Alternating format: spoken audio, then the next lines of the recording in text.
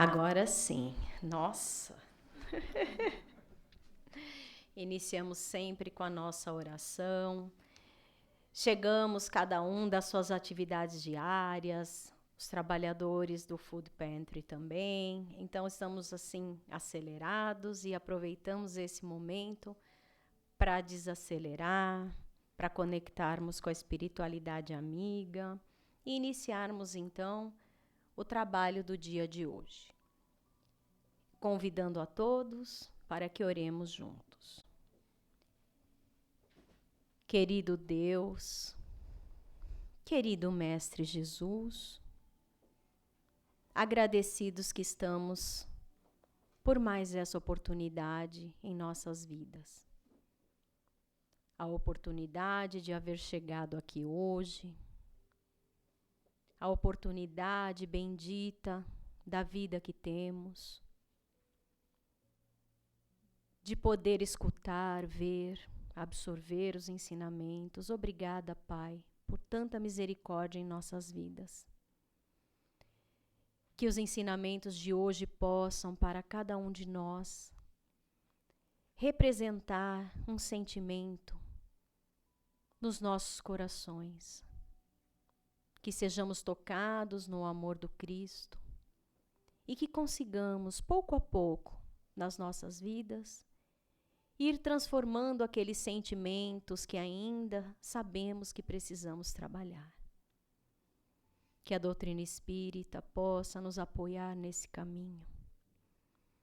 Agradecemos a espiritualidade amiga, espíritos protetores, bondosos, carinhosos, que cuidam e zelam por nós, pelas nossas atividades e por todas as casas espíritas. Obrigada uma vez mais, Pai amado, por poder estar aqui este dia de hoje. Dai-nos clareza, tranquilidade mental, para que absorvamos o máximo de tudo que vamos aprender no dia de hoje. E dessa maneira, com profunda humildade, respeito, gratidão, vamos pedindo então a permissão do plano maior para iniciarmos os trabalhos desta tarde de sábado.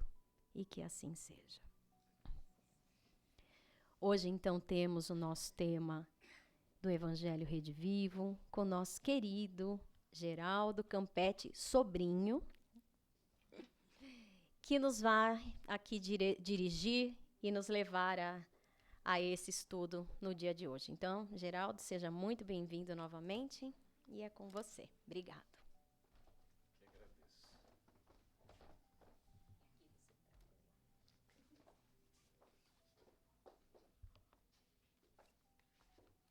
Boa tarde.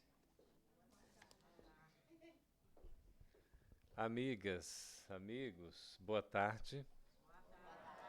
Buenas tardes.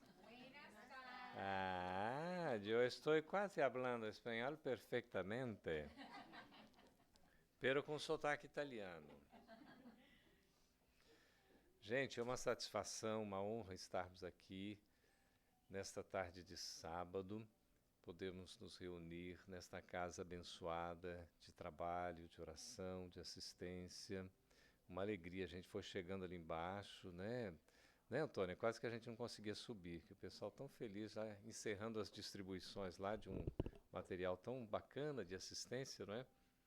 E a gente vê a alegria. E amanhã tem a caravana do amor ainda, não é assim? A gente vai nessa caravana do amor, vamos amar, não é também? Coisa linda. E hoje nós temos um tema que se fala em inglês workshop. Bonito, né? Então não vou esbanjar o meu inglês, para não causar inveja a vocês, tá? Mas vocês todos, né? E nós todos sabemos, work significa shop, mulher.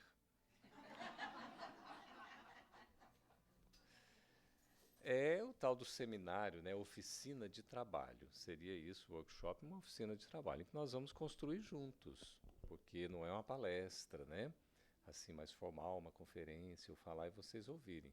Claro que eu vou falar e vocês também vão ouvir, mas a gente vai fazer uma participação coletiva, até para demonstrar uma metodologia que é esse programa maravilhoso que, no nosso entendimento e no entendimento também dos espíritos amigos, que na verdade nós é quem os estamos seguindo, não é? O governador, ou melhor, o patrono, o orientador, o benfeitor desse programa chamado Evangelho Redivivo é um espírito que é daqueles mais evoluídos de que a gente tem notícia na Terra. Vamos tentar adivinhar quem é. Jesus está no leme, com certeza, Cris. Você está melhor, né, Cris? Está sorrindo, oh meu Deus, senti bastante dor, né? É isso, obrigado pela presença, pelo esforço, viu, meu amigo e irmão? Jesus, ele de fato é o governador espiritual da Terra, é o co-criador da Terra com Deus, né, há 4 bilhões e 500 milhões de anos. É o nosso mestre, não é assim? É o nosso guia, é o nosso Senhor, é o nosso modelo. A gente vai vendo tudo sobre isso. E todo esse trabalho do Evangelho é fundamentado em Jesus. Mas existe um guia que Jesus designou para poder acompanhar mais diretamente este programa, planejamento do Evangelho Redivivo. É um nome duplo. Eu não estou lembrando ao certo, mas eu vou dar uma dica. Começa com Bittencourt e acaba com Sampaio. Bittencourt Sampaio, é esse mesmo, Bittencourt Sampaio, que é um dos espíritos, né, do que a gente tem. Ele fez a entonação certinha, foi tudo combinado, né, Cris? É um dos espíritos que a gente tem a notícia mais elevados, gente, mais assim, superiores que, né, a gente tem notícia aqui na Terra. E se apresentou espontaneamente para fazer o registro de que ele estaria à frente desse trabalho, espiritualmente, coordenando, não é?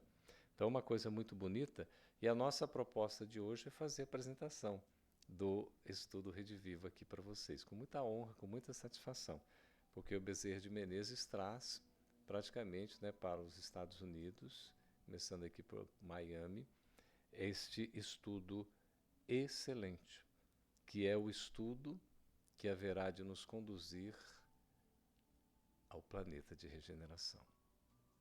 Não é pouca coisa. A partir de hoje, todos nós já vamos estar imbuídos de uma responsabilidade e compromisso de, ao conhecer essa proposta, de se engajar nela, porque ela é cativante, a gente se sentir envolvido e implantarmos nesta casa o estudo.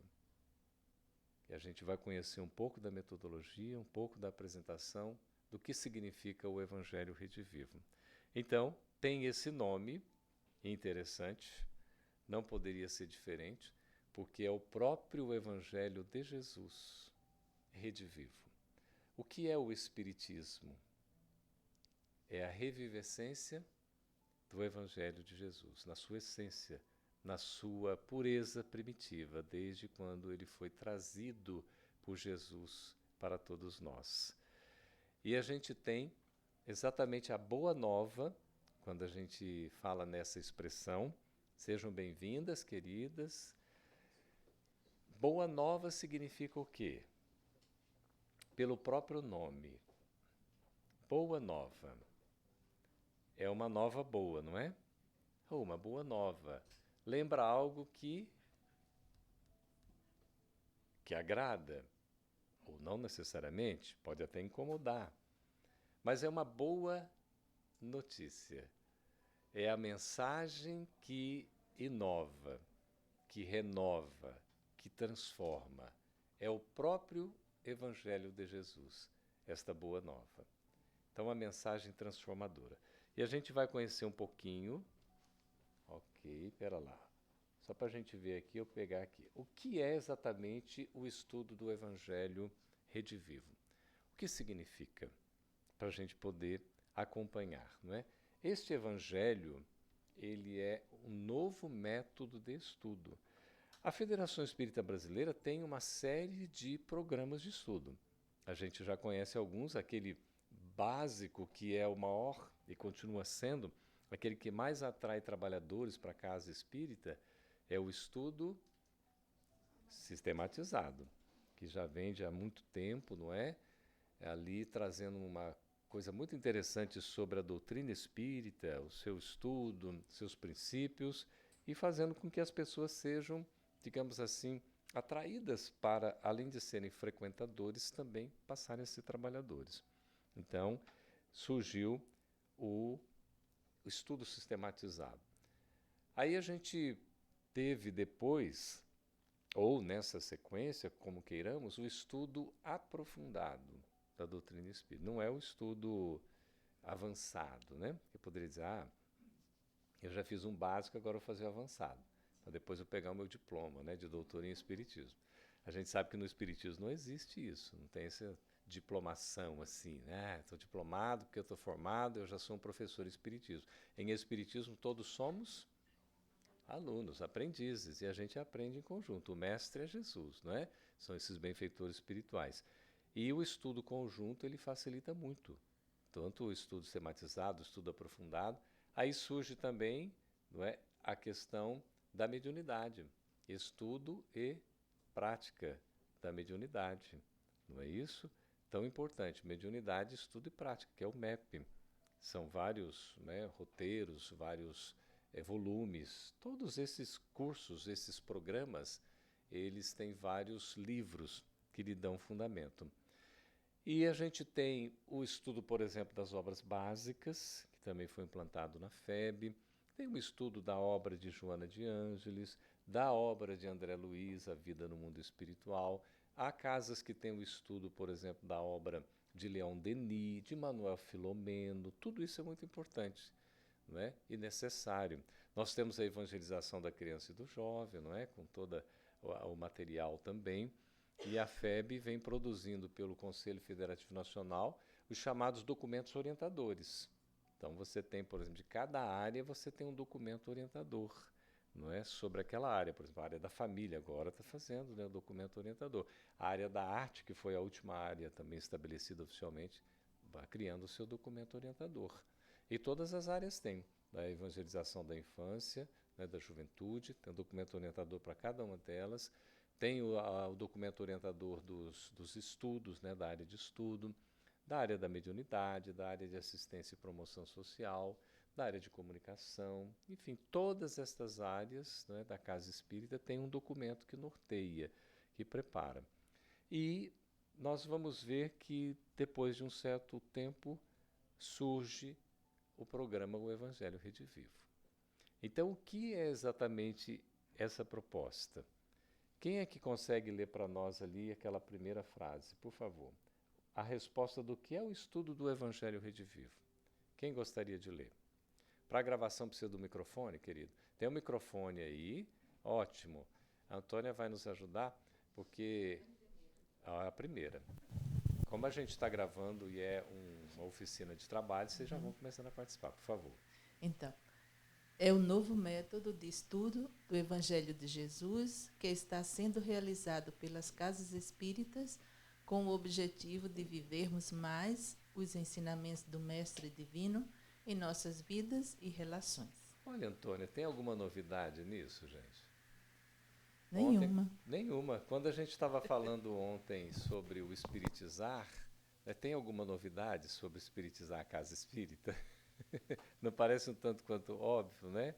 A questão também de qualificar, né? A questão também, qual que é a outra palavra que eu esqueci? De ontem?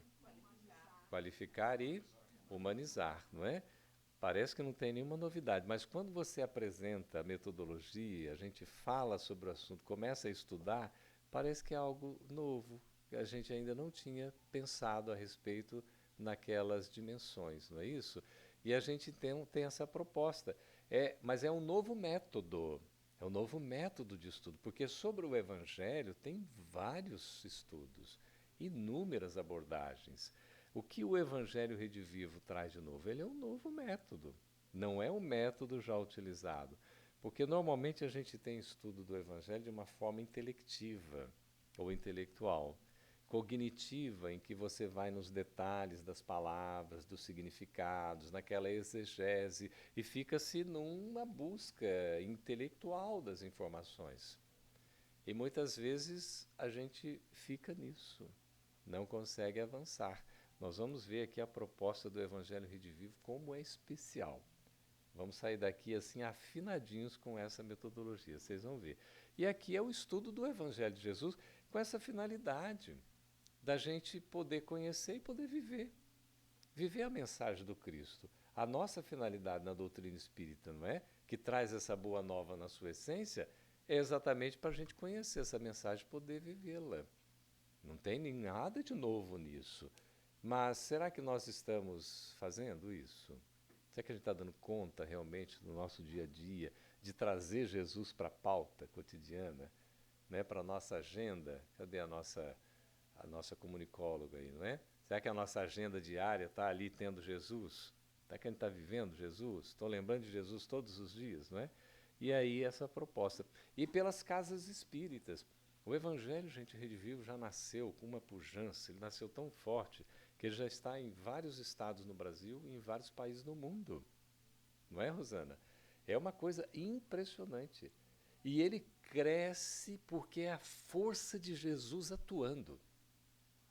É um caminho que não tem volta. Hoje nós estamos tendo o privilégio de conhecer esse método aqui em Bezerra de Menezes, nessa casa abençoada, e eu tenho certeza que a partir de hoje, além de tudo de bonito, de belo, de significativo, de importante que essa casa faz, vai acrescentar esse trabalho lindo que vai ampliar ainda mais as tarefas e as responsabilidades. Então, veja essa passagem que está dita por Bezerra de Menezes, o patrono desta casa, e que também é o coordenador do movimento espírita. Não é? Quem poderia ler para nós? Por gentileza, o microfone. Isso, olha, espontaneamente, gostei. Vamos lá. E ide de volta, seareiros da luz. O mundo necessita de Jesus, hoje mais do que ontem, muito mais do que no passado, porque estamos a caminho da intuição, após a conquista da razão, para mantermos sintonia plena com aquele que é o nosso guia de todos os dias e de todas as horas. Bezerra de Menezes, na mensagem vinculada após a conferência Conselho Federal Nacional de 2014, pelo médio Divaldo Franco. Isso. Divaldo Franco sempre ele participava da reunião ordinária do Conselho Federativo Nacional. Aquela reunião lá, sejam bem-vindas, que sempre acontece, bem-vindos, na segunda semana de novembro de cada ano. Sempre nós temos, então, a reunião ordinária do Conselho Federativo Nacional, que é a reunião dos representantes do movimento espírita brasileiro. Então, nós temos cada estado representado. Não sei se vocês conhecem a FEB, quem já conhece aqui? Já, né? Conheceram a sala do CFN também, que é uma sala circular, assim, e aí tem o espaço para cada representante de estado, né? São 2 representantes, geralmente o presidente federativo e um vice-presidente, ou assessor, enfim, não é? E é muito interessante porque ali está o movimento espírita representado, constitui esse Conselho Federativo Nacional. E é dessas reuniões ordinárias e também extraordinárias, porque tem reuniões online, são praticamente 3 reuniões, mais a presencial, que são 4, além das comissões regionais que se reúnem no primeiro semestre de cada ano, uma reunião em cada regional, ou seja, por exemplo, a região Nordeste reúne os 9 estados do Nordeste, aí vem a região Sul, né, com seus estados, o Centro e também o Norte. E aí o movimento vai tendo movimento, as ações, as diretrizes, os programas, né, os projetos, e muitas coisas nascem. E o próprio projeto do Evangelho Rede Vivo, ele foi apresentado no Conselho Federativo Nacional, foi aprovado e já nasceu com toda essa força.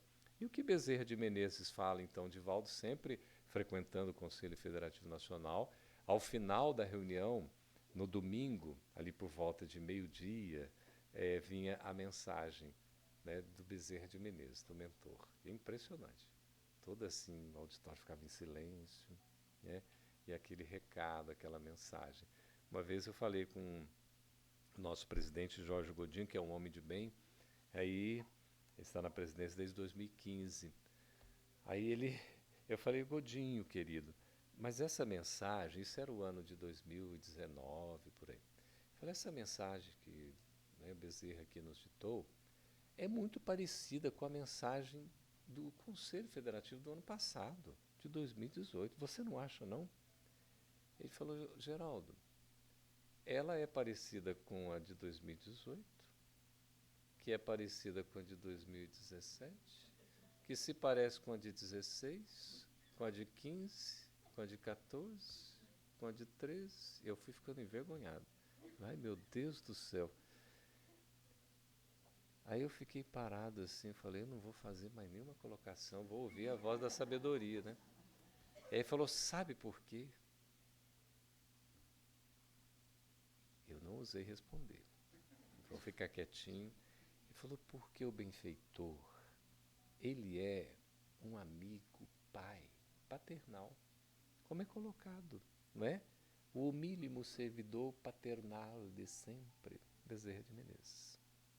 E ele está dizendo, Cris, a mensagem, 1, 2, 3, 10, 20 vezes, para ver se a gente aprende. E a gente ainda não aprendeu. Então, a mensagem é sempre atual. O Evangelho jamais será superado porque a sua mensagem traz a verdade. E a verdade é exatamente a essência, como nos ensina Emmanuel na psicografia do Chico, no livro Consolador, publicado pela FEB Editora, a essência da vida imortal é a verdade. Por isso a verdade é atemporal. Não tem tempo. Ela é absoluta porque vem de Deus. A verdade não é relativa. O que é relativo é a nossa capacidade de entender a verdade. Por isso a sua revelação se dá gradativamente. Então tomemos nota aí, por favor.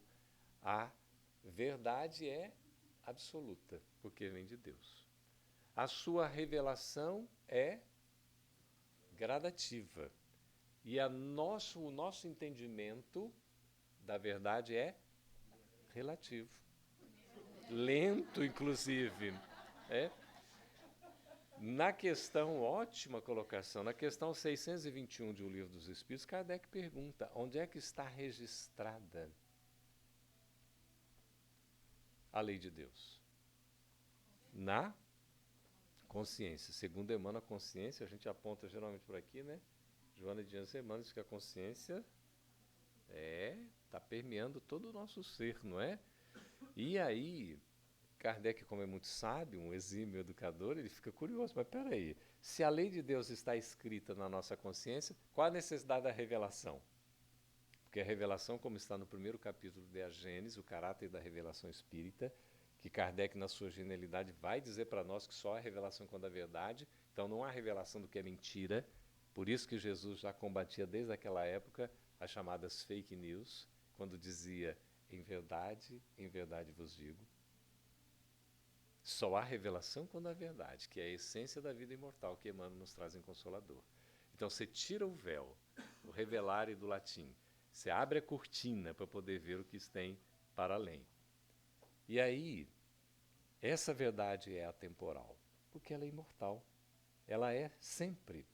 Por isso a boa nova é a revelação da verdade. E Kardec fica curioso, mas se a lei de Deus já está na nossa consciência, ora, por que há necessidade, então, da revelação?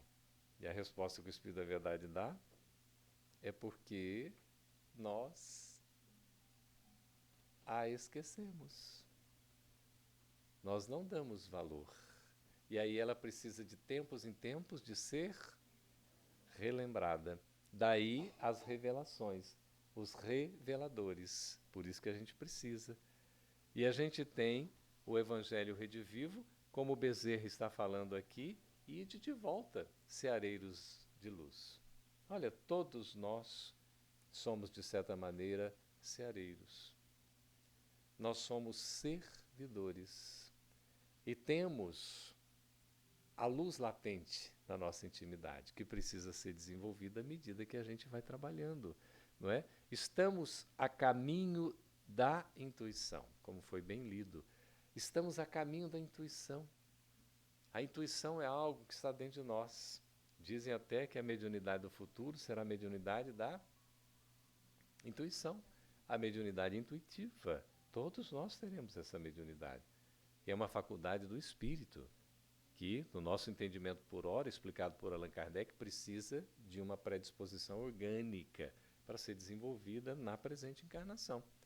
Porque a faculdade latente todos nós temos, mas nem todos somos médiuns aflorados ou desenvolvidos, não é assim? Então, veja, para nós mantermos essa questão da intuição, após a conquista da razão, o que o Espiritismo prega? Muita coisa, né? Muita coisa. Qual é o legado que Allan Kardec nos deixou? Olá? Ah, la fé racionada. Que lindo! Então, Allan Kardec, além de codificar o Espiritismo, de materializá-lo entre nós, o Espiritismo, que é de origem da espiritualidade superior, ele ainda nos deixa o legado, uma espécie de herança espiritual, que é o da fé raciocinada. Por isso que traz no capítulo sobre a fé, e ele apresenta como epígrafe logo no frontispício da obra o Evangelho segundo o Espiritismo: fé inabalável só é aquela que pode enfrentar a razão face a face em todas as épocas da humanidade. Porque está se tratando da verdade em todas as épocas da humanidade, porque sempre é. Não foi e não será. É. Então veja que interessante. Essa fé raciocinada é que vai nos permitir discernir. E o que é discernir? Ter entendimento. É a gente conseguir. Por que se tem entendimento?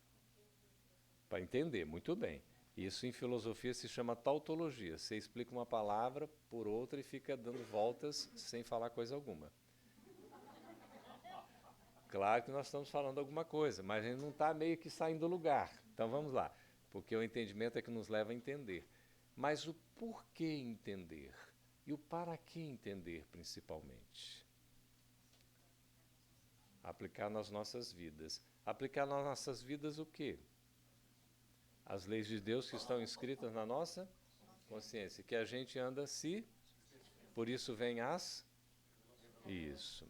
E aí, então, o discernimento nos permite distinguir o certo do errado, o joio do trigo, o bem do mal. Isso faz toda a diferença, por isso a fé raciocinada. E Bezerra de Menezes, como um espírito, não é? Que vocês sabem da história de Bezerra de Menezes, ali pela década de 1950, aproximadamente, metade do século passado, Maria de Nazaré, a mãezinha querida de todos nós, mandou um recado para o Dr. Bezerra de Menezes, através de uma intermediária. Quem é mesmo? Celina. E disse assim, Celina, falou, Dr. Bezerra, Maria está dizendo que o senhor já pode dar um tchauzinho para a Terra. Assim que você quiser, pode deixar a Terra, porque já conseguiu conquistar o que a Terra pode oferecer. Aí esse benfeitor disse assim, minha irmã, será que você poderia dizer para Maria, por favor, que eu gostaria de ficar? Enquanto houver uma alma a ser educada, um irmão a ser assistido, eu gostaria de ficar para ajudar. Esse nosso irmão desencarnou em 1900. Nós estamos em 2025. Há 125 anos. Ele, como espírito, continua trabalhando por nós. E é ele quem nos convida hoje para que essa casa, que leva o seu nome, assuma o Evangelho redivivo. É um convite, convocação para cada um de nós aqui. Não é só para presidente, não é só para diretoria, é para todos nós. E a gente vê como é bonito, porque diz depois da conquista da razão, para a gente manter uma sintonia plena com aquele que é o nosso guia, o guia de todos nós, de todo momento, de toda hora, que é Jesus. Então nós estamos sendo convidados, convocados para isso. Após a razão, a intuição. E o Evangelho Redivivo é tão profundo que a gente vai ver. Quem pode ler na sequência, por favor? Pode ir voluntariamente, olha que beleza. Está em linha. Então vamos. Desde 2016, o projeto Evangelho Redivivo, apresentado no Conselho Federativo Nacional, começou a ser construído coletivamente por uma rede de membros de projeto piloto, formada por vários centros espíritas do Brasil e do exterior, sob a coordenação de Marta Antunes e diversos trabalhadores da Federação Espírita Brasileira. Conheça essa proposta através do estudo do livro primeiro, Evangelho Redivivo, da FEB Editora. Isso, que é esse livro aqui. A gente trouxe alguns exemplares, tem mais uns 5 ali, né, no intervalo aqui, que a gente vai fazer um intervalo de 5 minutinhos em um momento, depois a gente volta e faz o fechamento, né? Vocês podem acessar os livros que estão ali embaixo. Nós vamos falar de cada um deles ou um pouquinho. Esse aqui é o livro base, é o primeiro livro que traz o método do Evangelho Redivivo. São 9 livros ao total, coordenados o trabalho pela querida Marta Antunes. Essa nossa irmã, queridos, a gente deve muito a muitos trabalhadores, trabalhadoras, pioneiras, a dona Cecília Rocha, um trabalho do ESD, da evangelização, junto sempre com uma equipe, não é? E a Marta pôde acompanhar, integrou a equipe da dona Cecília. E outro dia eu estava na sala da coordenação editorial na FEB, onde tem todos os livros publicados pela FEB, né? Foi montada assim uma estrutura, umas estantes, né? E lá tem os livros. E aí eu estava olhando num conjunto de livros assim, estava o ESD, o Estudo Aprofundado, o da Mediunidade, Estudo e Prática, e o Evangelho Redivivo. Esses 4 conjuntos de programa, que todos eles têm livros, têm volumes, com toda a metodologia, com os roteiros, com os conteúdos, com as abordagens para estudo, e estava tudo assim numa prateleira acima, na posição não vertical, mas horizontal, um sobre o outro. Eu olhei aquilo assim e falei, meu Deus, em tudo ali tem a mão, o coração e a mente dessa nossa irmã Marta Antunes. Está conosco ainda, essa irmã. Esteve vice-presidente da FEB, na área da unificação, e sempre foi uma intelectual voltada para o estudo. E nos deixou e tem nos deixado esse legado. Agora, esse mês de janeiro passado, ela entregou o 7º volume. Nós trouxemos já o 6º volume que foi publicado, ela já entregou o 7º, faltam 2. Eu falei para ela, Martinha, que a gente chama carinhosamente, antes de você entregar o 8º volume, você pode entregar um outro livro para nós também. Aí falou, do que se trata? Eu falei, a gente está precisando de uma certa continuidade do Mediunidade, Estudo e Prática, que tem um livro, não sei se você conhece, é um livro maravilhoso, com base nos estudos, nas pesquisas de Manuel Filomeno de Miranda. Eu falei, poderia dar uma continuidade, né? Quem sabe aí e tal. Aí ela falou, deixa eu pensar. No dia seguinte ela mandou a mensagem, eu vou fazer o livro, tratando de mediunidade e obsessão, com base em André Luiz, Emmanuel e Manuel Filomeno de Miranda. Tá bom assim? Eu falei, não tá bom não. Tá ótimo. E vai ficar excelente quando ela entregar. E aí ela vai entregar nesse semestre, que é uma estudiosa e tudo, a gente está nessa expectativa. Imagina, né? Só de falar a gente fica aguardando, não fica?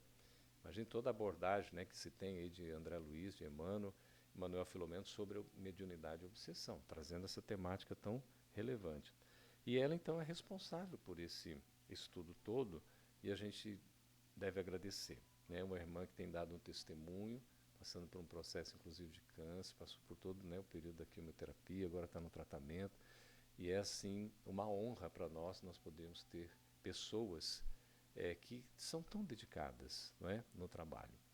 E, para variar, no caso aí, mulher. Né? Então nós devemos tirar o chapéu para as mulheres, viu? Nós que somos machucados, aí a gente tem que realmente reconhecer esse poder da mulher no trabalho, né? Toda vez que você tem a gestão feminina, a coisa funciona. Quando é masculina, ela também vai funcionar, né? Mas tem que estar aí sempre com a ajuda das mulheres. Então vamos conhecer um pouquinho?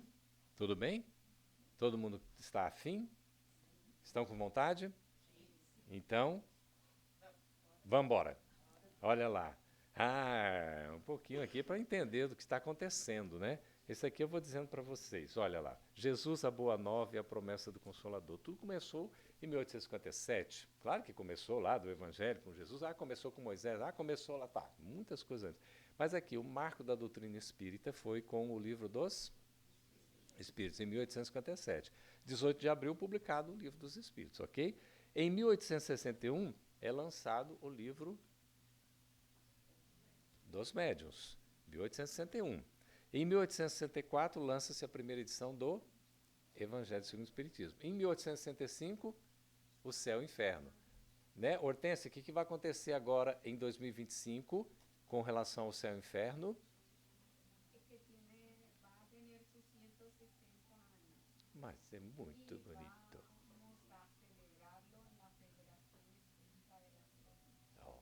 Uau! Com um evento, uma conferência. Em abril. Sabe tudo, mas essa é a Hortência, é uma beleza.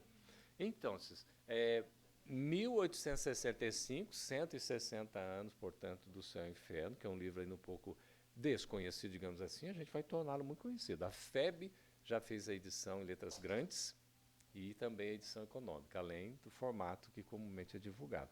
Aliás, de todos os livros, viu? Em 1868 é lançado a Gênese. Então, veja, o Livro dos Espíritos tem a primeira edição, gente, em 1857, com 501 perguntas. Era um livro em colunas. Depois, em 1860, é lançada a segunda edição, praticamente definitiva, com 1019 perguntas.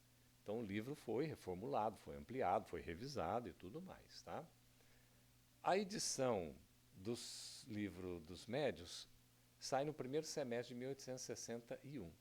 A segunda edição, que é a definitiva, sai no segundo semestre de 1861. E aí Kardec também estudou a obra, enxugou alguns pontos, acrescentou outros, enfim, ele explica isso tudo para nós na introdução do livro dos médiuns. O Evangelho segundo o Espiritismo, que tem a primeira edição em 1864, vai ter uma segunda edição em 1865, mudando o título, que o título é... Como é que era mesmo o título do Evangelho segundo o Espiritismo? Primeiro título? Lembra-se de imitação. Era a imitação do Evangelho segundo o Espiritismo. Só que antes, veja lá, era a imitação do Evangelho segundo o Espiritismo. Antes, numa publicação do livro dos médiuns, saía assim na quarta capa uma espécie de catálogo. As edições eram em brochura, assim, capinha verde, tudo, né? E aqui saiu uma espécie de como catálogo, sabe assim, olha, o que virá e tudo, anunciando as próximas edições. E foi anunciado numa dessas edições do Livro dos Médiuns, ali por volta de 1862, 63, provavelmente. Foi antes do lançamento da primeira edição do Evangelho. 63, provavelmente ali para o finalzinho do ano, dezembro e tal. Aí estava lá que se faria uma obra sobre o Evangelho de Jesus e que teria um título assim, como se fosse As Vozes dos Céus, As Vozes dos Espíritos. E aí quando vem imitação do Evangelho segundo o Espiritismo. Nunca foi Vozes dos Céus, mas a gente vê essa expressão na obra. As Vozes dos Espíritos, as Vozes dos Céus, está lá inclusive no prefácio assinado pelo Espírito da Verdade. Uma coisa interessante, os Espíritos se reúnem, né, que é lindo. E aí sai a primeira edição com imitação, a segunda edição de 65 já corrige o título para o Evangelho segundo o Espiritismo. E a definitiva é de 66, que a obra é reformulada, ela é ampliada, aí com seus 28 capítulos, como a gente conhece, e além da mudança do título, que permanece o Evangelho segundo o Espiritismo, teve todas essas, digamos, implementações. Aí nós vamos ter, depois, o Céu e o Inferno, em 1865, que vai ter uma série de edições, segunda, terceira, e a quarta que vai se tornar definitiva, depois de alguns anos. E aí vem em 1868 a Gênese, que é publicada em janeiro de 68, a segunda edição em fevereiro, a terceira em março, aí vai ter uma quarta edição e depois uma quinta, que é considerada definitiva. Nenhuma das edições primeiras foi a definitiva aqui da obra de Kardec. Kardec trabalhou todas as edições, alterando-as, modificando-as, implementando-as, corrigindo-as, às vezes enxugando uma coisa ou outra, e o último livro é a Gênese, que é mais de 90% de texto de Allan Kardec, e que foi publicado boa parte na própria Revista Espírita. Todas as obras foram trabalhadas pelo próprio Allan Kardec, corrigidas, modificadas, aumentadas, reduzidas, aperfeiçoadas para trazer isso para nós.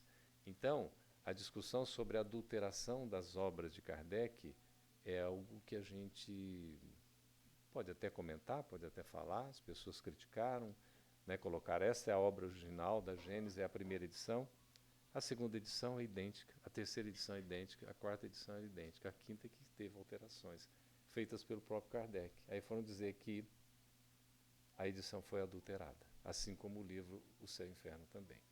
É preciso conhecer, estudar, para a gente não falar coisas que não estão corretas e depois a gente meio que se envergonhar. Então, a gente precisa ter senso, bom senso. O estudo nos traz essa clareza. Então, quando vocês pegarem aí, a Gênesis foi adulterada, o Céu e o Inferno foi adulterado, não percam tempo. Leiam o Céu e o Inferno, leiam a Gênesis. São obras extraordinárias, maravilhosas. Então, a gente tem que estar centrado, não é isso? Essas obras fundamentais, o trabalho prosseguiu. Nós vamos ter, em 1942, a publicação do belíssimo livro Renúncia, de Emmanuel, na psicografia de Chico Xavier, publicação da FEB Editora. Ok?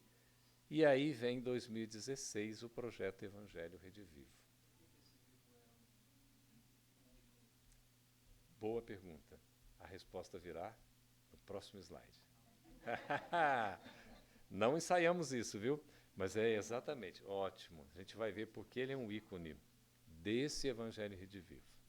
E aí vem o projeto, não é, do Evangelho Redivivo em 2016, a capacitação em 2020 de multiplicadores, e agora o trabalho prossegue, praticamente implantado em quase todos os estados do Brasil. Alguns ainda resistem, interessante, não é? E em várias casas já implantado no Brasil e no mundo afora, ok? Então vamos ver Jesus, a Boa Nova e a promessa do Consolador. Qual o objetivo do Evangelho Redivivo? Por que ele foi e está sendo implantado, não é? Quem é que pode ler para nós, por favor? A gente vai chegar na resposta, viu? Ok. Qual o objetivo desse estudo Evangelho Redivivo? O objetivo maior é a nossa própria melhoria moral, a regeneração de nós mesmos. Esse estudo tem por objetivo, página 30 do livro 1 do Evangelho Redivivo da FEB Editora, 2 pontos. Estudar o Evangelho de Jesus e demais livros do Novo Testamento à luz da doutrina espírita.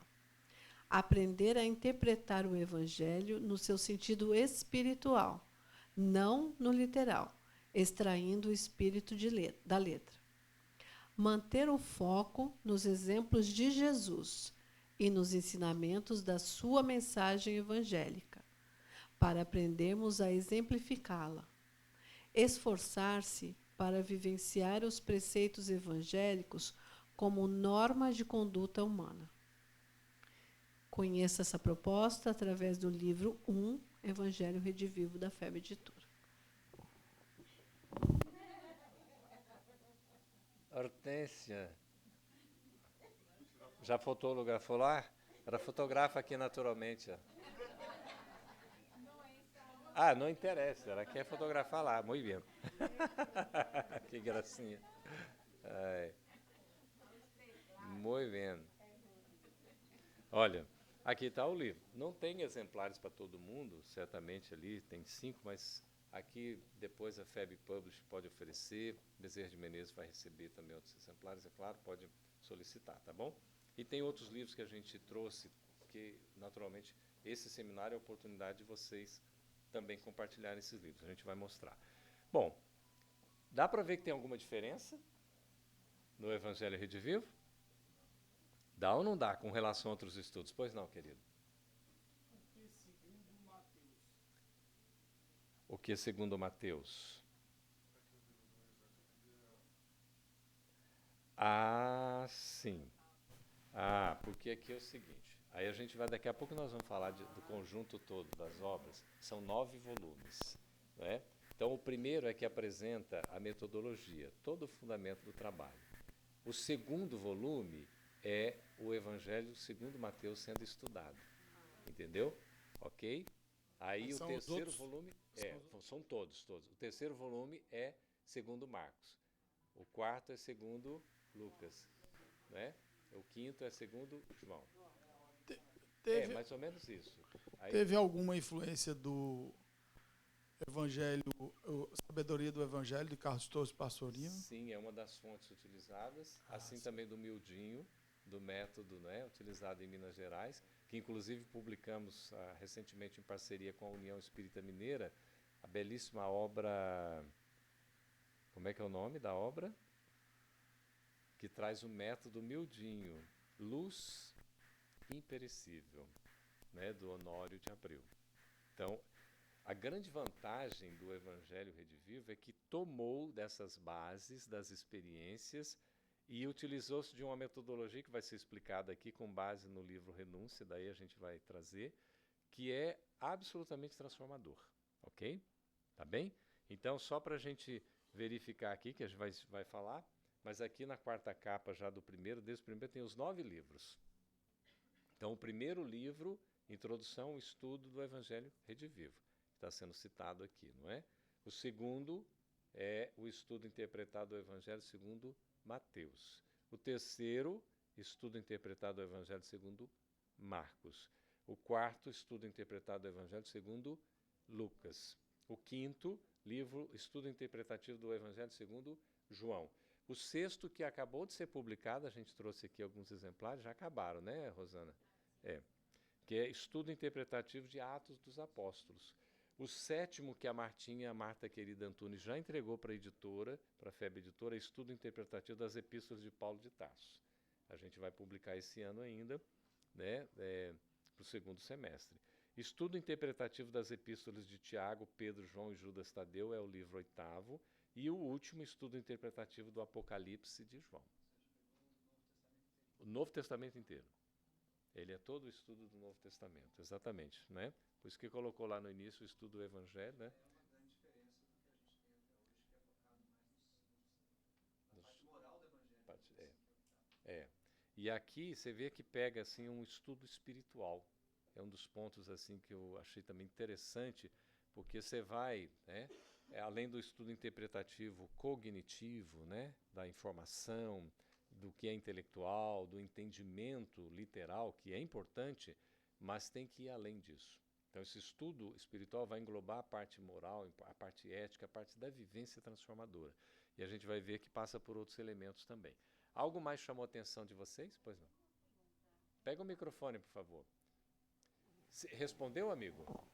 Atendeu? Ok. Qual a diferença desse estudo para a coleção do Evangelho de Emmanuel? Ah, sim, o Evangelho, que é aquela obra que são 7 volumes, não é isso? O Evangelho por Emmanuel, o estudo do Evangelho por Emmanuel, que é uma obra belíssima. A gente fez parte desse projeto, né? Foi uma edição da Federação Espírita Brasileira, na coordenação do Saulo Silva.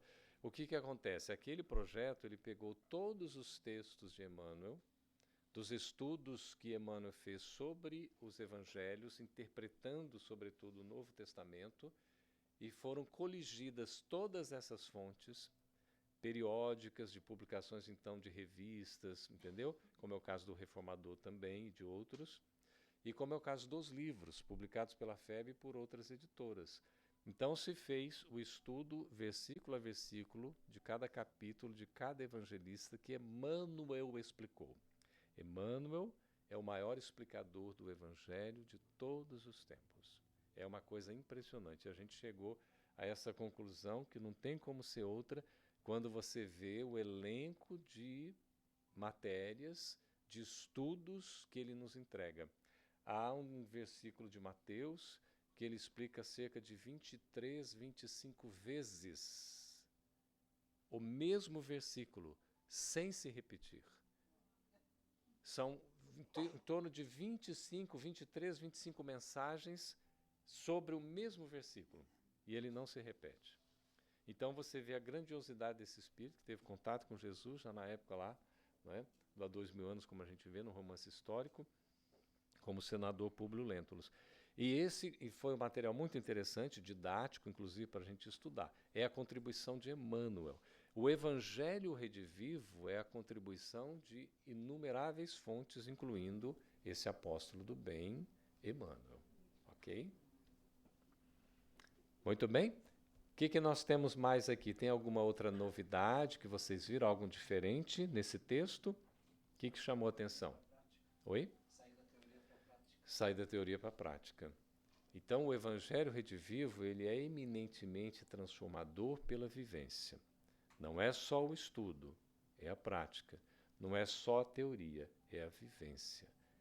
E o próprio encontro de cada roteiro que é estudado, a gente sente isso. A gente passa por essas etapas na própria metodologia, que a gente vai chegar lá. Eu estou querendo logo chegar na metodologia, mas vai ter o momento certo, né? Então, por favor, não fique ansioso como eu, a gente vai chegar lá. Estou querendo ver logo a metodologia, né? Quer saber do livro Renúncia o porquê? A gente vai chegar lá. Então é isso, fundamentalmente é prática, é vivência, é transformação, é o dia a dia, na sua simplicidade, sem complicação. Todo mundo pode viver o Evangelho. Já está no Espiritismo dito isso, é claro. Aqui vem o desenvolvimento. Todo mundo pode viver o Evangelho como? Vai ter as explicações aqui passo a passo, não é?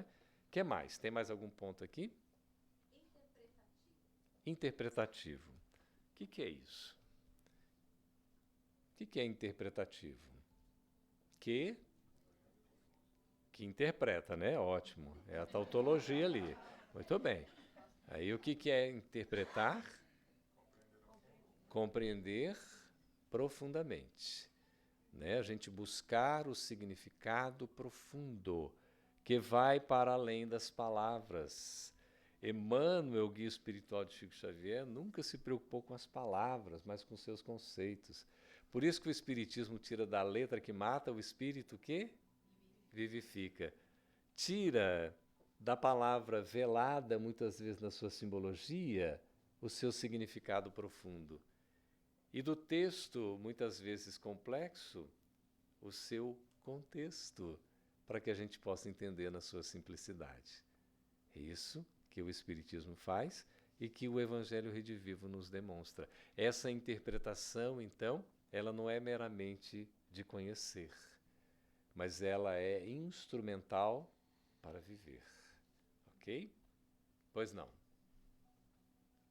Uma análise linguística nisso, qual foi a base que vocês pegaram para fazer o estudo? Porque no Evangelho, a sabedoria do Evangelho, ele analisa exatamente a tradução literal das expressões, porque muita coisa se perde quando foi do grego para o latim, etc. Isso. E tem um amigo nosso, que é lá de João Pessoa, não sei se você conhece, Severino Celestino, claro, que escreveu uma obra falando exatamente das traduções bíblicas, analisando as traduções bíblicas, só no Brasil tem 163. Sim. Você vai ver o nome do querido Severino Celestino na equipe que faz esse trabalho aqui, entendeu? Ele integra a equipe e a gente vê aqui exatamente textos dele que vão trazer para nós as explicações necessárias. Agora, veja, é muito boa a sua pergunta. Como é que é seu nome? Oi? Vitor Hugo. A sua pergunta, Vitor Hugo, é muito bonito, chique, né? Eu também falo francês, viu? É muito interessante a sua pergunta, porque o Evangelho Redivivo, ele tem os seus fundamentos, utiliza-se de determinadas traduções para trazer os textos e de inumeráveis fontes, como consulta para as explicações, no aspecto cognitivo. Mas ele não se limita a isso. Ele vai muito além disso. E aí está a sua força. Porque o Evangelho Redivivo é, acima de tudo, isso aqui, ó. O Evangelho Redivivo é isso aqui, gente. O Evangelho Redivivo é isso aqui, gente. Mas na sua essência. É coração. Então, ultrapassa o cognitivo, o interpretativo racional, porque aprofunda para o sentimento. E antes do sentimento tem a reflexão. A gente vai ver o passo a passo, a gente já está se adiantando, não tem como, não dá para resistir, porque é tão impressionante, não é? E é tão assim instigante para a gente ver, porque dessas inumeráveis traduções que existem, perguntaram um grupo de intelectuais, perguntou para Emmanuel, que acabou resultando na obra O Consolador, na psicografia de Chico Xavier. Os intelectuais faziam a pergunta, Emmanuel respondia por Chico. E tem uma pergunta sobre qual seria a melhor tradução de todas do Evangelho. Emmanuel diz que todas, de certa maneira, guardaram a essência do que é o fundamental, daquilo que a gente jamais deve esquecer, que é a necessidade de viver, de praticar. Então vai além dessa discussão interpretativa exegética para que a gente não fique no intelectualismo vazio. Para que a gente dê o passo fundamental transformador da Boa Nova, que é reviver o nosso ser íntimo, que se inova, que se renova, que se coloca diante da prova para enfrentar e para superar. Quando a gente fica nas questões intelectivas, cognitivas, a gente já passou por isso no passado. E nós estamos há 2000 anos discutindo. É por isso que o Espiritismo tira da letra que mata o Espírito que vivifica. Não é a letra por si. Claro que tem uma parte no Evangelho Redivivo, que é o conhecer, que é a primeira etapa da metodologia, a gente vai chegar lá. Ela passa por isso tudo, mas não se limita a isso. Porque muitas vezes a gente já se perdeu discutindo o Evangelho. Os fariseus eram desse jeito, gente. Tinham um entendimento maravilhoso cognitivo. Sabiam a lei de cor. A lei do Antigo Testamento. O que devo fazer? Estava lá a resposta na ponta da língua. Mas eles faziam. Ok? Mais algum ponto aqui que vocês queiram destacar? Tá muito bom, né? Vamos, continua. Então, bora lá. Pronto. Como é que é o seu nome? Marcos. Leia para nós aí, por favor. Cadê o microfone?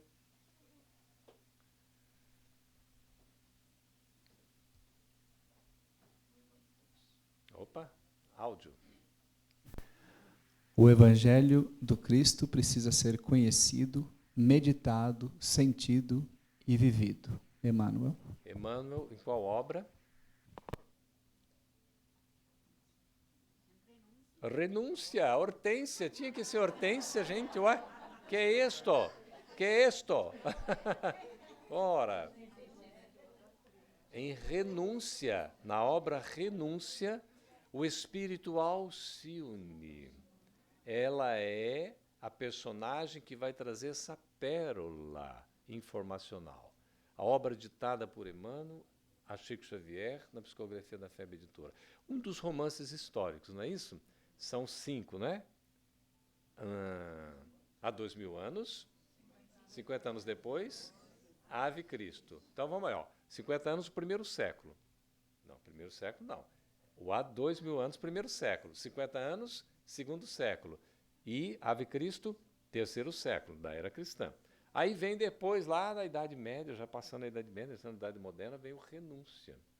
E o Paulo Estevam, que também é do primeiro século, mas é uma história toda à parte, que é o Atos dos Apóstolos ali, não é em andamento, com certeza. Bom, Tanto é que quando no Evangelho por Emmanuel, que foi perguntado, né, você tem ali o Evangelho com a explicação dos Atos dos Apóstolos, você tem uma frase ou 3 linhas do Atos e você tem 3 páginas do Evangelho Paulo Estevam explicando.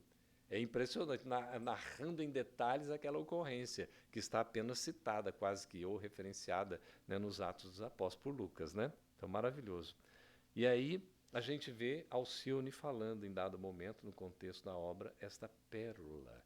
E foi daqui, Marcos, que se retirou a inspiração para fundamentar a metodologia do Evangelho Redivivo.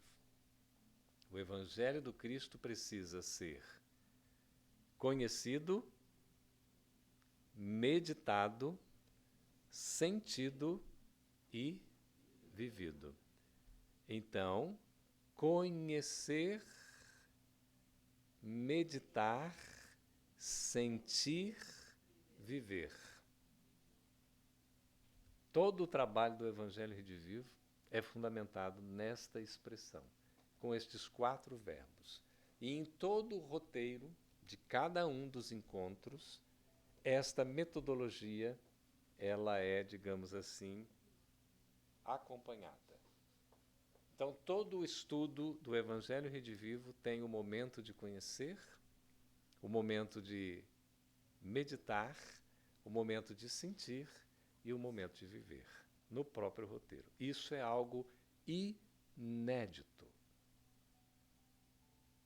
Nunca, em qualquer outro programa espírita, isso tinha sido expressado tão clara e didaticamente como o Evangelho Redivivo traz. Então nós estamos diante, gente, de uma abertura do mundo de regeneração, com essa proposta do Evangelho Redivivo. Diferente para vocês? Poderia até dizer campete, mas isso aí é tão óbvio. Sim, mas alguém teria que dizer esse óbvio em 9 livros, como está sendo dito? Não é? E aí está a diferença, que a gente vai não só conhecer o Evangelho, Vitor Hugo, como nós vamos também meditar sobre os seus ensinos. Mais do que isso, que eu poderia dizer a meditação, algo ainda reflexivo, mental, cognitivo, interpretativo, mas trazendo para dentro de nós a meditação. Agora, quando fala sentir, é coração. A essência do Evangelho de Jesus é coração. A nossa boca fala do que está cheio o nosso coração. Bem-aventurados os que têm puro o, porque eles verão a Deus. Então esse coração é a essência, é ele que impulsa, ele que dá vida. Venho para vos conceder a vida, e a vida em abundância. É isso que o professor Severino Celestino vai nos explicando com toda a sua sabedoria, né? Eu não sei como é que cabe tanta coisa dentro daquela cabeça. É impressionante. Nós tivemos o privilégio de tê-lo conosco todo mês, terceira quinta-feira de cada mês, durante praticamente 2 anos do programa Espiritismo Ontem Hoje. Não é? Ele falava da parte religiosa, o Schubert, né, falava da parte filosófica, e a doutora Ana Rosa falando da parte científica. É claro que é tudo muito mesclado e tal, né, mas assim, é como a gente vê aqui, né? Depois vocês vão fazendo aí as perguntas, a gente vai tentando responder. Esse daqui é o método. E quando a gente vê aqui, o que nós estamos vendo nessa imagem, por favor? É o Sermão do Monte. Estava numa montanha, num monte ou numa planície? Depende da altura, né? Se for mais alto é montanha. Se for médio é monte. E se não for nenhum dos dois, se for reto, né? Plano, planície. Segundo Lucas foi numa planície. Mas Mateus fala que foi num monte ou numa montanha. Bonito, né? E Jesus subindo ao monte, olhou o povo, olhando as pessoas. Ele então se aproxima, assenta-se, e os discípulos vêm, se assentam ao seu redor, estão todos sentados aqui. E ele abre a sua boca, os ensinando, dizendo, começando com as bem-aventuranças, o Sermão do Monte, inesquecível. Bem-aventurados os pobres em espírito, porque deles é o reino dos céus. É isso? Bem-aventurados os que choram, porque serão consolados. Bem-aventurados os que são mansos, porque herdarão a terra. Bem-aventurados os misericordiosos, porque alcançarão misericórdia. Bem-aventurados os que têm sede e fome de justiça, porque serão saciados. Bem-aventurados os que têm puro coração, porque verão a Deus. Bem-aventurados sois vós, quando forem perseguidos por minha causa, porque vós é grande o vosso galardão nos céus. Assim também sofreram os profetas. Não é assim? A gente vai vendo essa benesse, essa beleza toda, Jesus conversando com os seus discípulos. Esse é o Sermão do Monte. Mas tinha uma multidão lá também que escutou o sermão. Eu não sei, sinceramente, não tinha microfone, não é? É impressionante como é que é a força, né? E as pessoas ouviram a mensagem indelevelmente. Eu queria deixar a recomendação de uma obra de Chico Xavier, Por Espíritos Diversos. É uma obra de mensagens, que é uma coletânea de mensagens, chama-se Educandário de Luz, e são 39 capítulos, que fala sobre o trabalho em equipe. Que a gente vê o Sermão do Monte, a demonstração do trabalho em equipe. Quando Jesus convoca, né, os discípulos, ele está constituindo uma equipe de trabalho. E aí a gente vai ver aqui nesta obra, por exemplo, o grupo perfeito do irmão X, né? É uma mensagem do irmão X, grupo perfeito, já vai estar imaginando, né? Agrupamentos espiritistas de Emmanuel. O grupo reajustado. Olha lá, se o grupo era perfeito num, aqui já está reajustado. Irmão X. Grupo no grupo, de Albino Teixeira. Conjunto, Emmanuel. Seara Espírita, Emmanuel. Arquitetos espirituais, Efigênio Vitor. Prática, Emmanuel. Mãos à obra, Emmanuel. Lutas na equipe, Emmanuel. Evangelização, Emmanuel. Vai falando ali, olha, na tarefa de equipe, grupo em crise, no grupo espírita. Por que eu estou trazendo esses títulos? Porque esse é um livro, essencialmente, para a gente trabalhar em equipe. A gente aprender a trabalhar em equipe. O Centro Espírita é uma equipe. Então, tem alguns poucos exemplares para ficar aí, né? Para ficar, não. Vai sair no intervalo ou no final. Senão, a gente não vai para o céu. Aqui o nome é Educandário de Luz. Tá? Não vai dar para todo mundo, gente, mas aí não tem problema. Depois vão pedir os outros, né? A nossa querida com a equipe aí, né? Rosana, pode anotar e pede pela FEB Publishing, vai conseguir. Bom, então essa é a base, ok, Marcos? Está aí a explicação do livro.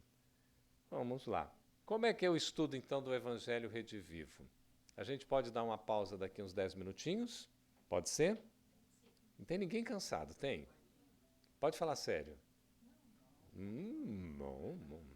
Hoje não tem lanche, tem água fluidificada. Tá, nada disso, né? Então, como é que é o estudo do Evangelho Redivivo? Quem vai ler para nós? Como é que é o nome?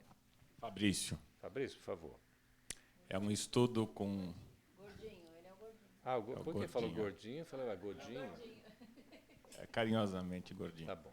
Então, Fabrício Gordinho, ou melhor, Fabrício.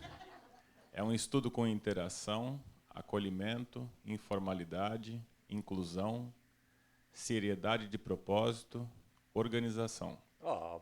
Simples, né? Vocês viram aqui que é uma coisa... Nossa, tudo isso é Evangelho Redivivo, então eu não vou participar nunca disso. Como não? Porque a gente é que vai estar fazendo. O que lhe chamou a atenção aí, Fabrício? Começa com o quê? Um estudo de interação. Interação é troca, né? Não é algo assim de você fazer uma palestra, você ter lá um facilitador ou um monitor que vai, meus prezados condiscípulos. Aí, é claro, tem a mensagem lá Cordero, né, que tão linda, falando dos condiscípulos, quer dizer, aqueles que estão ali aprendendo. Mas a gente, não é? Meus claros irmãos da seara espiritista, quero hoje trazer para vocês a mensagem da vivência importante do Evangelho. Aí a pessoa vai e fala 2 horas, o pessoal está dormindo, não está ouvindo mais nada, está longe, né? Isso daqui é interação, trabalho em equipe. O que mais, Fabrício? Pode falar que você está falando muito. O clima é de fraternidade e cordialidade. O que é isso? Fraternidade é que todos somos irmãos. Cordialidade é que somos todos cordiais. Eu gostei dessa. É tautologia de novo, é uma maravilha. O que é ser cordial? Camarada, respeitoso. Que mais, Hortência? Cordial, sim, como não? Cordial. Cortês, educado, né? Respeitoso. Acolhedor. É eminentemente o Evangelho Redivivo acolhedor. A gente se sente em família. Tá? Com essa troca, essa interação, esse acolhimento. Uma informalidade, não tem nada assim de coisa muito formal. Tudo. Nós estamos em família. É fazer o estudo simples. Jesus se reunia com os apóstolos, os discípulos, começava a conversar com eles. Ouvia-os nas suas necessidades, não é? É um estudo de inclusão, para incluir as diversidades. É um estudo sério, evidentemente, não é? Tem o propósito ali, o objetivo a ser atingido. E, é claro, é organizado. Tem toda uma sistematização também, mas não é aquela burocracia e tal. Por isso fala desse clima de fraternidade. Todos somos irmãos e precisamos nos respeitar, né? Fabrício, por gentileza. No estudo, precisamos viver as virtudes ensinadas por Jesus. Não é exposição doutrinária. Não tem longas preleções. É uma construção coletiva fraterna. O mestre é Jesus. Os facilitadores colaboram para que todos contribuamos com o estudo e possamos aplicar o método. Olha que interessante. É claro que a gente tem que conhecer o método, né? O conhecimento do método está na leitura do livro 1. Nós levamos 1 ano fazendo o livro 1 do Evangelho Redivivo, um trabalho à distância, um trabalho online com o Centro Espírita Sem Fronteiras. Centro Espírita Sem Fronteiras. Lo único en el mundo que não tem paredes. Assim, que começou antes da pandemia, já assim, online, né? Gracias a la contribución del mi hermano querido, consanguíneo también espiritual, Carlos Campetti. Com uma equipo de trabalho. Então, muito bem, graças. Então, veja, o Mano Carlos Campetti, com uma equipe, Mano, até hoje ele mora no exterior, está morando, sofrendo ali em Barbados, no Caribe, né? E ele já passou por tantos países, já uns 8, 9 países. Deu uma maturidade muito grande. Escreveu até um livro junto com a mana querida, né, a Vera Campetti. Escreveram o Trabalho Mediúnico, que é um livro que traz todo um embasamento naturalmente espírita, né, nessa prática mediúnica, e traz a experiência deles, nos diversos países que passaram, assim, tratando, né, da formação de grupos, os enfrentamentos, os desafios. Por isso o título é Trabalho Mediúnico, Desafios e Oportunidades, né? Então, e eles, nesse trabalho todo, tal, há cerca de, acho que 17 anos já, foi fundado o Centro Espírita Sem Fronteiras, né? Estava vinculado, de certa maneira, à Federação Espanhola, né? Hoje ela tem um registro mesmo na Federação Espírita do Distrito Federal, mas é um Centro Espírita sem fronteiras, é universal. Tem gente que, né, dos Estados Unidos aqui, gente de, né, de língua espanhola, gente da Venezuela, da Argentina, da Espanha, né, do Brasil, de vários locais do mundo. Interessante. Eu participo toda segunda-feira. Nós estamos agora indo para o livro, acho que o livro 4 já a gente vai fazer, né, que ele já tem alguns anos. E é muito significativo. Então, é um trabalho que é feito de maneira coletiva. A construção é coletiva. Inclusive, na metodologia a gente vai ver, são 2 facilitadores que são escalados ali no grupo, né, no trabalho, para poder fazer, digamos, essa facilitação do conteúdo e a participação de todos que estão presentes.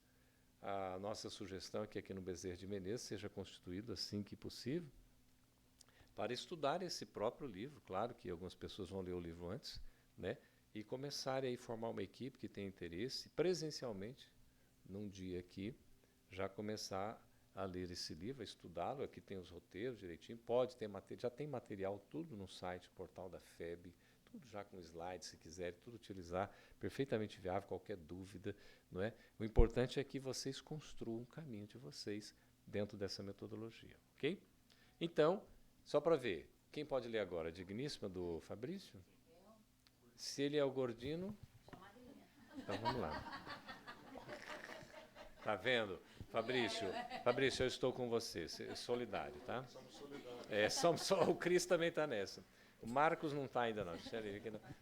Bora lá. O método segue o método de Kardec, ou seja, tese, discussão de tese, antítese, controver e síntese. Ó, isso é importante, já porque aí são palavras fundamentais, porque tem uma sequência.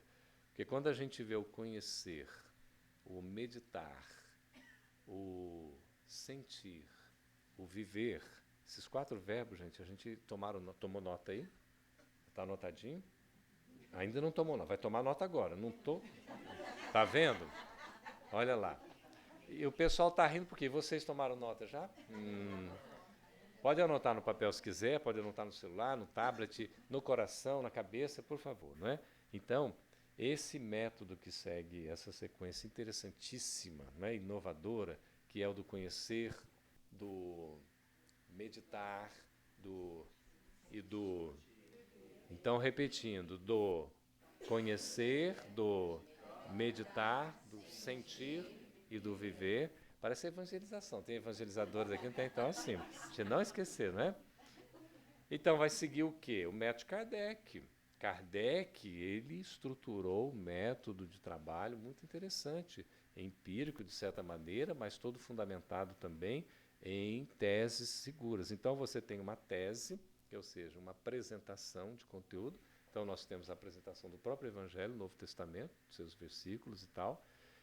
Tem-se a discussão dessa tese, ou seja, um debate, vai levar ao conhecimento, à interpretação, daí interpretativo, mas vai numa profundidade que não é só meramente intelectual, que é importante, você entender aquela passagem, aí você vai no método Mildinho, você vai consultar, não é, a belíssima obra do Pastorino, que, aliás, a gente está para editar essa obra há muito tempo, viu?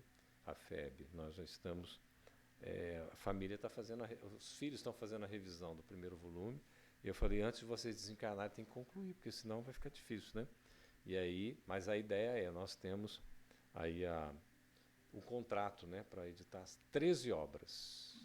Não são 8, como a gente geralmente vê, são 13, mas vamos ver o momento certo, né? Tudo tem um momento certo. E aí, então, você tem essa discussão da tese, trazendo os diversos argumentos, né? As interpretações, as participações de todos, cada um pode trazer o seu conhecimento, o que entende sobre o assunto, beleza, né?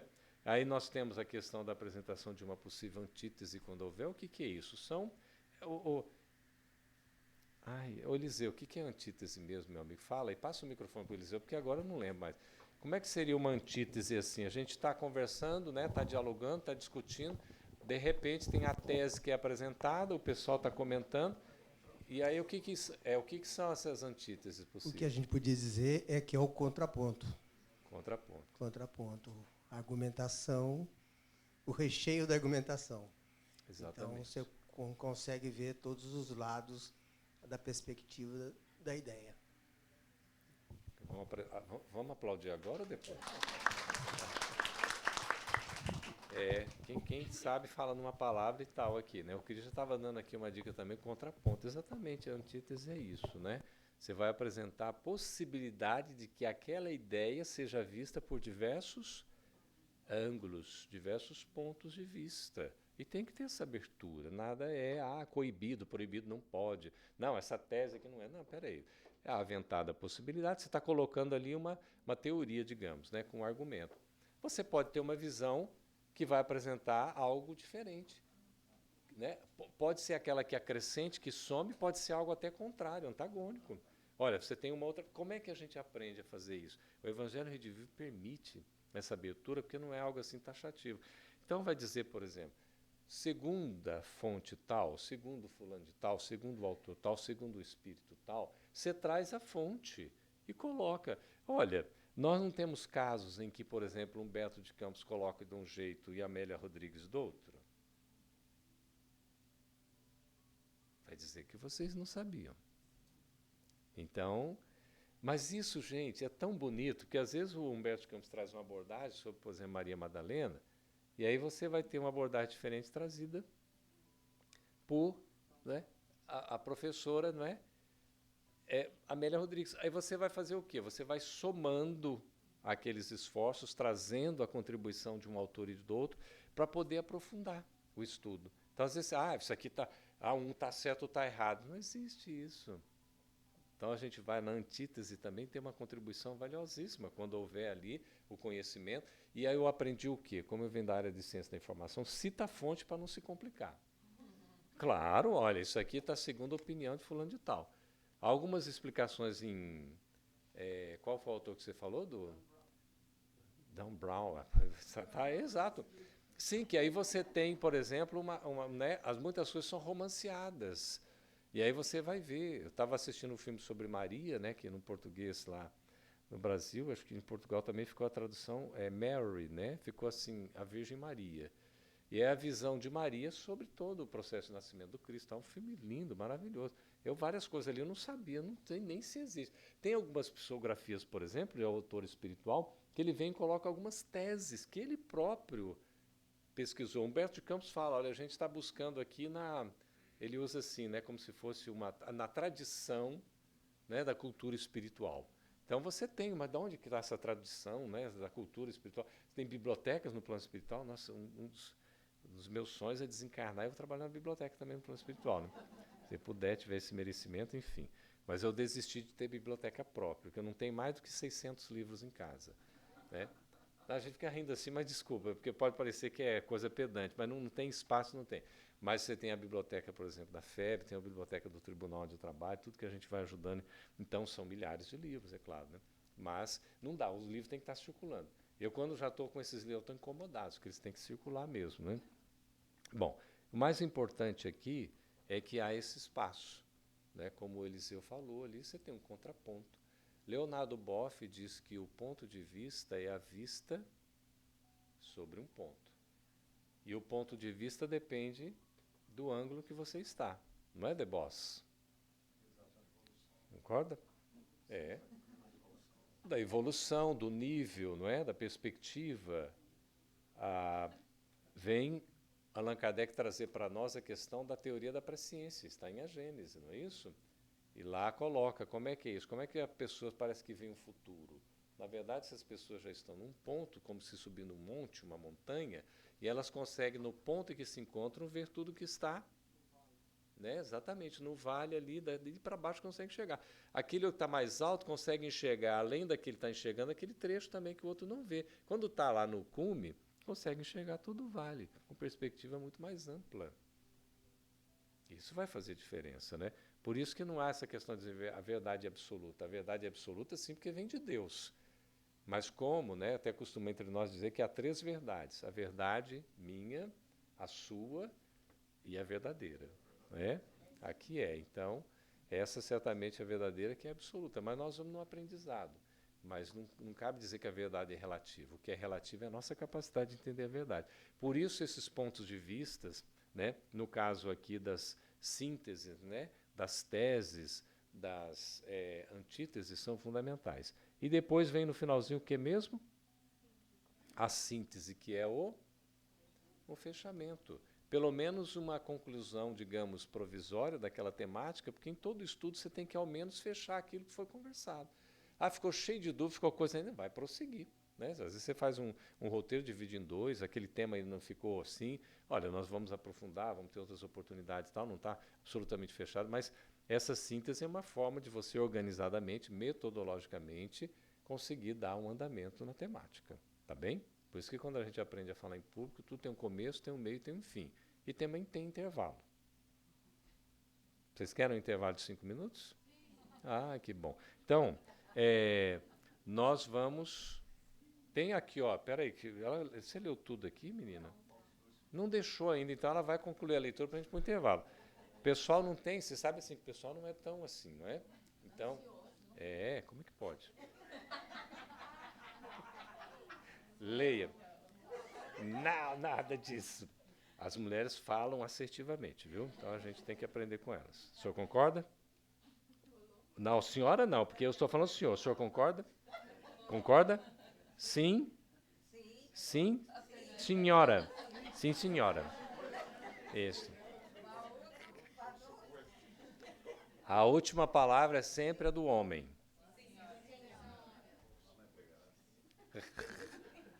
Bora lá, porque senão, por favor. Ao microfone, por favor, tá? A utilização de perguntas que geram interação entre os participantes, promovendo o envolvimento com a mensagem. A orientação de Alcione. Alcione. Alcione. Conhecer, meditar, sentir e viver a mensagem de Cristo. Sempre com a interpretação espírita. Você viu só? Então aqui a gente vai pegando um pouquinho do método, né? Que coisa linda. Perguntas, interação, diálogo, conversa, construção coletiva. E seguindo esse método, não é? O pessoal vai se envolvendo, vai participando, vai construindo. Todo mundo é importante. Não existe aquele que sabe mais, sabe menos. Mas, tem uma opinião sobre isso. Eu estudei isso aqui, cita tal fonte. É claro que os mais experientes, né, assim, essas coisas vão dando uma base. A gente sempre tem aqueles, né? Tem uma dúvida, por exemplo, no Evangelho Redivivo, lá tem uma dúvida, a gente consulta o Romero. Mas quem é Romero? Não tem problema quem é Romero. Ele lá para o Evangelho Redivivo daquele grupo. Não queiram saber do Romero, porque ele já atende a gente lá nas dúvidas que a gente tem, entendeu? Senão vai ter que estender, não é? E sempre tem o pessoal ali que está estudando e tal, né? Isso é importante. E seguir esse método, essa metodologia do conhecer, meditar, sentir, viver, não é? Sempre com a interpretação espírita. Agora sim, nós outros podemos ir para um cafecito. E café com livros. Os livros estão ali para quem tiver interesse.